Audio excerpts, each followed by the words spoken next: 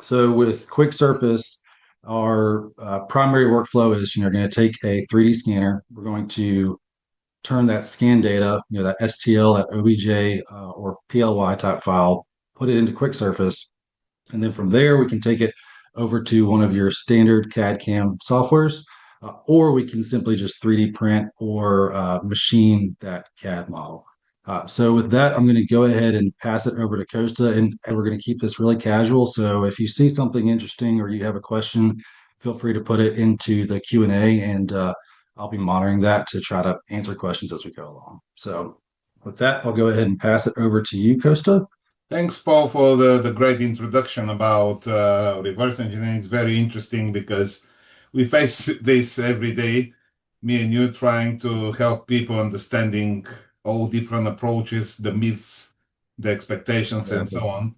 So before I begin in technical details, I would like to show you what is actually Quick Surface in reality. Quick Surface is developed by our company as a standalone application, and it serves one goal which you presented in your presentation. And it's mainly focused to be able to import a scan data from any 3D scanner which can generate a mesh, as you can see this example on the screen. And with the tools which I'm going to explore today, being able to generate a CAD model that this can be exported for manufacturing, for assemblies, for 3D printing, and so on. This is the gap we're trying to fill, as we know that the 3D scanning evolved a lot during the years, but there is still this missing step, how to actually get this mesh and be able to use it in your CAD package. There are so many different applications where you can use this. One of them is, as you see, in the automotive, which currently this model is what we call the hybrid type of modeling. I'd like to load a couple of examples so you can see how broad these applications can be. This is I chose on purpose a really bad scan. I apologize for this, but this has been on purpose because the reality is that the 3D scanning may not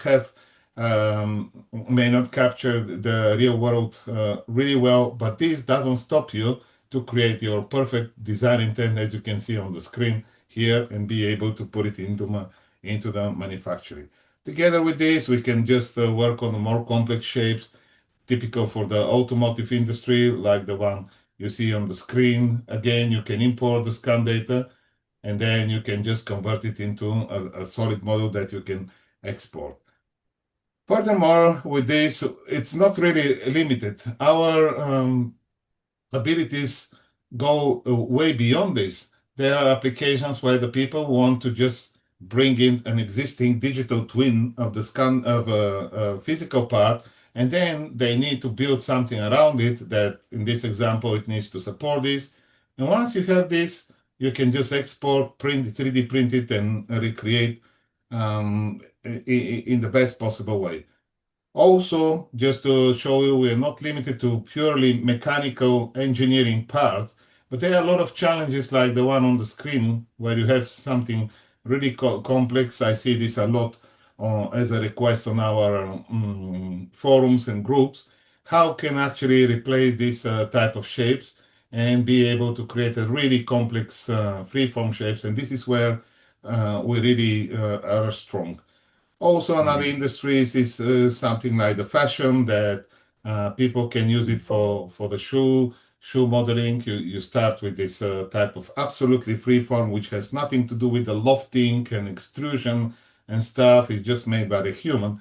And how you actually can put this into production just by using our tools.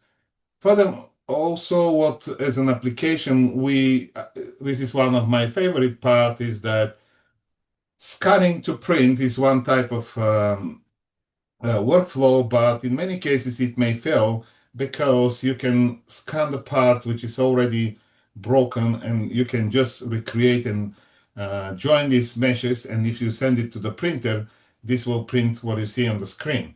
So this is where, again, the reverse engineering takes part to be able to reconstruct this into your perfect model. And not only this, if you can see here, it's a really good example that you can enforce, modify your models, apply different properties to it. so it can be much stronger. It can replace the existing, not the great created part, and be able to do this. So I hope you got the basic idea of the power what QuickSurface can do, but how it works and what is the process of creating this, and this is what I'm going to show you today.